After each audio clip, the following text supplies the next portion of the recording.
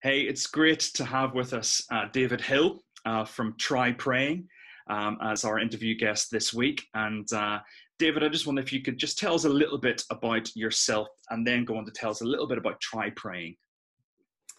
Yes, hello everybody. I'm living in Edinburgh and have lived here for a good long time, but I'm actually a Yorkshireman through and through. So I was brought up in Hull and lived various places, but we've lived a long time in Edinburgh. Married, got 4 children. Played our trump card at the start because we had twins to start with. But our children are all adults, although interestingly, and somewhat connecting with Try Praying, we have a disabled son since he's been 9 years old. He's 39 now, so we have an issue in our family, which is a challenge to us in terms of managing him because of an epileptic condition. So yeah, that's a little bit about me. Yeah. So this Try Praying, many people may be aware of it. So tell us where it came from and what it's all about, what it involves. Well, I've been involved in Christian work for a long time, essentially all my adult life actually, and done various things. But some years ago, I had an idea to write a little prayer guide for people who aren't religious. And the idea came from a very specific moment in a conversation with somebody that I met at a conference, who explained how a prayer guide, a 40-day prayer guide, had been passed on to her aunt, and her aunt had become a Christian. Well, I thought that's absolutely wonderful, but I would never pass on a 40-day prayer guide to a non-Christian. And so it was just a little light bulb moment. Well, why don't we write a prayer guide for people who aren't religious and don't do church? But just enables them to pray as a resource to them, but through the course of 7 days would actually help a person not only talk about something that's important to them in prayer, but also lead them to trust their life to Christ. So that was the idea. It just came in a moment. It took several months to get the idea teased out and written and printed and designed and so on. So that was where Try Praying came from. That's about 10 years ago now. And what's the process? I know you produced a book, so how has it kind of developed from there? Well, I was living in Yorkshire at the time, but we moved back to Edinburgh where we lived before. Here it is, by the way, sample number 1. And we moved back to Edinburgh. I'd been involved in church life in Edinburgh previously for about 12 years or more, and that's a story I won't bother to tell, but God made it really, really clear we should go back to Edinburgh. And there was several things that happened in the early years. One was, again, it's just a moment, but I felt the Lord said to me, you need to work out how this is going to be used, because what the church does not need is another resource on prayer that's just going to sit on the shelves. So again, it's a 2-minute thing on the back of an envelope for a church project. 1 week, everybody gets a copy of this and uses it themselves. Even though it's not intended primarily for churchgoers, it's intended for those who aren't. But just use it yourselves this week. And then the following week, having used the booklet for a week, everybody is challenged and encouraged to pray for a God-given opportunity to give this to a friend or a neighbor or a colleague or whatever. So it's use it and lose it. And so that's the strategy. And moving back to Edinburgh with the booklet and half an idea about whether this could work out across churches in Edinburgh, there were a couple of interesting things that happened. One was that the booklet had to be redesigned, actually, and I went to a Christian designer, and I put the first edition on the table. I said, look, this needs redoing, rebranding and so on. But the point of it is it's for people who aren't religious and don't do church. And I remember the moment, I'll never forget it actually, because she's called Jane, and her eyes filled with tears. And she said, this is huge. And I thought, this isn't mock humility on my part, but I thought it's only a booklet. But she was seeing something in this and I wasn't. And then a little bit later on, I was invited to a fabulous group of people who pray in the Scottish Parliament every week. And they prayed. they wanted me to go, so I went and shared some stories and so on. And there's somebody present who was visiting, who had a prophetic edge. And they prayed for me and my wife and for Try Praying, and they really gave it some welly in prayer. And, but this lady spoke up and she said, this Try Praying thing is for the nation. And I thought the same reaction on the inside. I thought, it's only a booklet. And then she corrected herself. She said, no, it's for the nations. And I thought, I have absolutely no idea what's going on here. This was utterly baffling to me. Well, that was about 10 years ago. But what has happened in the 10 years is it has become a church project in the sense of this use it and lose it idea. It's very accessible for churches. It's become a multi-church project. So in Edinburgh, we've had scores of churches all doing this use it and lose it thing at the same time. And very encouragingly, we've been able to just put it right out in the public space with advertising on buses and so on. Been very, very well known. Banners on churches, adverts on buses and so on. So it's become a multi-church project. And it's become a kind of regional thing. But actually, it has become something right across Scotland. I don't want to overstate it or hype it, but it's not exactly ubiquitous, but it is very well known across the whole of Scotland, and there's many, many places in England as well. And it's jumped the Atlantic. It's been used in America, and it's been used in Australia and New Zealand as well. So we're amazed. As I say, I'm baffled about how this thing has grown. But it is just in its simplest core. It's a little resource you can pass on to people who would say, I'm not religious, but who pray, and it just helps them. It's a 7-day thing. Stories of answered prayer, honest to God prayers that a decent, self-respecting agnostic can pray without perjuring themselves. But it just kind of leads them to trust Christ with their lives. It's the simplest thing. Amazing, amazing. I mean, do you have any particular examples of stories or occurrences where it's worked, where it really has transformed lives just by someone using it? Yeah, we do have a raft of stories that have come back to us, and they're always so exciting.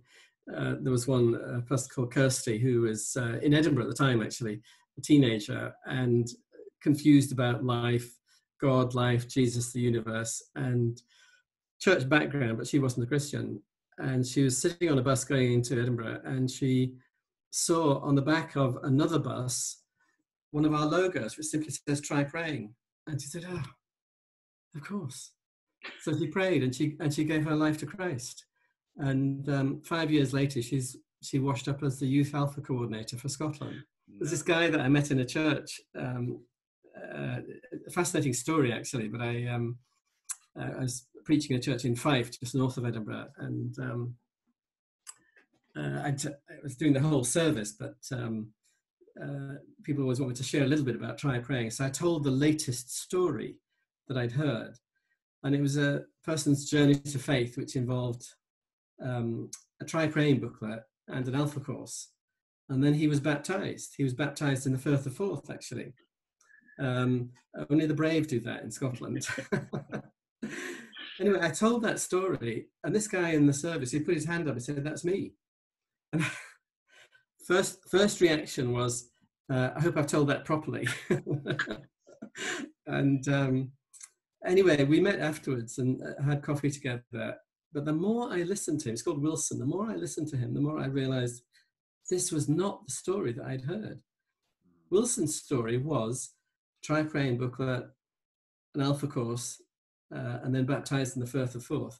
But on the north side, the story I'd heard was of a guy on the south side. And it turned out they were baptized about a week apart from each other, and we've introduced them to each other since. Wilson's story was of his wife was a Christian, and she put a Try Praying booklet on the coffee table in their home. And he said, every time I sat down, it seemed like that booklet was a bit closer to me because he was a Christian. So eventually he decided that he would read it. So he read it in bed, that night.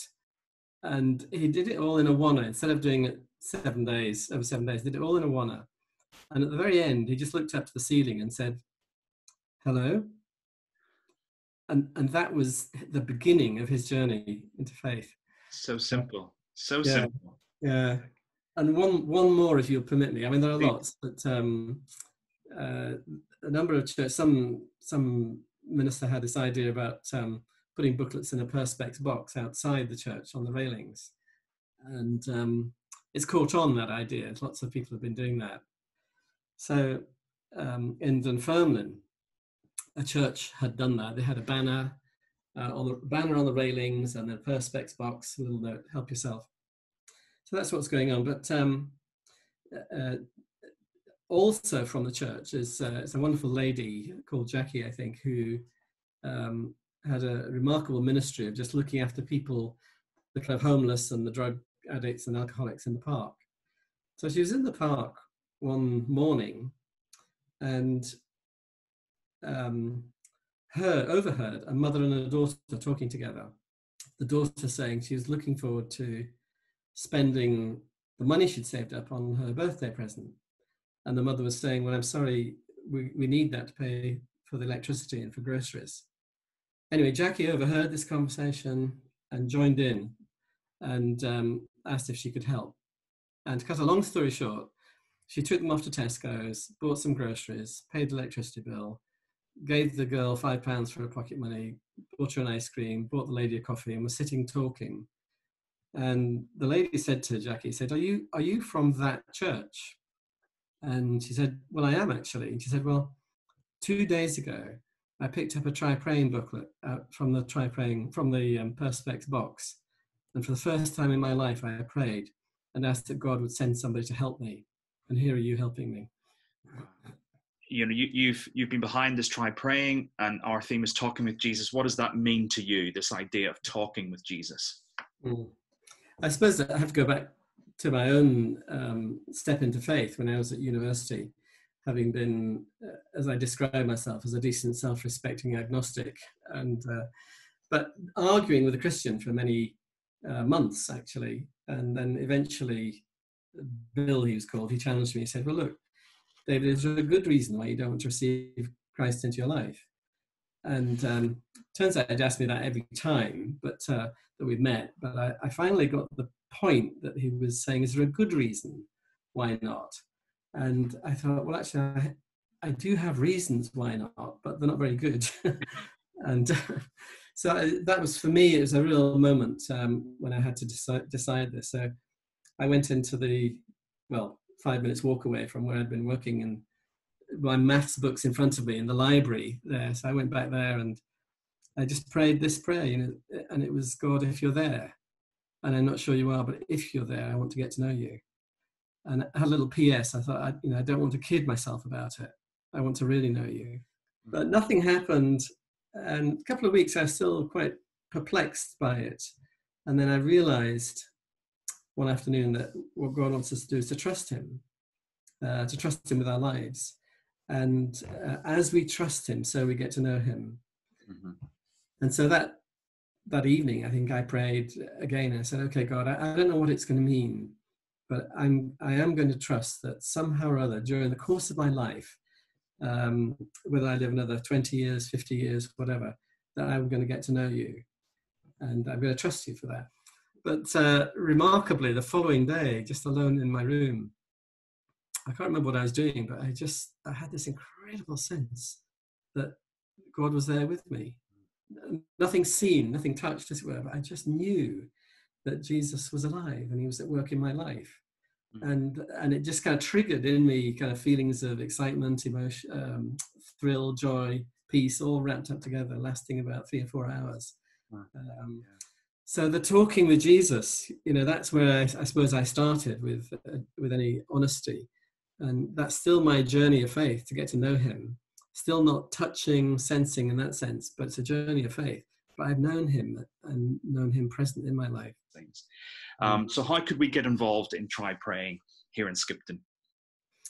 Well, anybody can get hold of the booklets. And by the way, just do my little sales spiel. You might know this already, but we ended up after a little while, somebody said you need a children's booklet, so we did a children's booklet as well. And then somebody said you need to do a youth booklet, so we did a youth booklet as well. And then somebody said you need to do one for prisoners, so we did a prisoners one. And then somebody said you need an app, so we did an app. And then somebody said you need to translate it anyway. So it's gone a little bit ridiculous, but the three, the youth, the children's, and the adult booklet do mean that it can be a whole church activity. Mm-hmm. Mm-hmm. So although anybody can get hold of this and use it, and that's exactly right, but it can be a church activity that a church engages with. Basically, one Sunday, give out the booklets to everybody, use it yourself this week, get familiar with it. And then the following Sunday, from the front, say, look, we've all been using this booklet this week. Some of you have had some encouraging stories of answered prayer and so on. But this week, let's look for the God-given opportunity to give it away. Yeah. So everybody's praying and everybody's sharing their faith within 2 weeks. Use it and lose it. It just has that's a beautiful way of looking at it. So, David, thank you so much for your time. And the stories have been so inspiring, and the work of Try Praying has been inspirational as well in lots of different ways. So we pray God's blessing on you and on Hannah, my friend Hannah, and the whole of the Try Praying initiative, that God does even more than we can possibly imagine. So thank you again for joining us this morning. Thank you.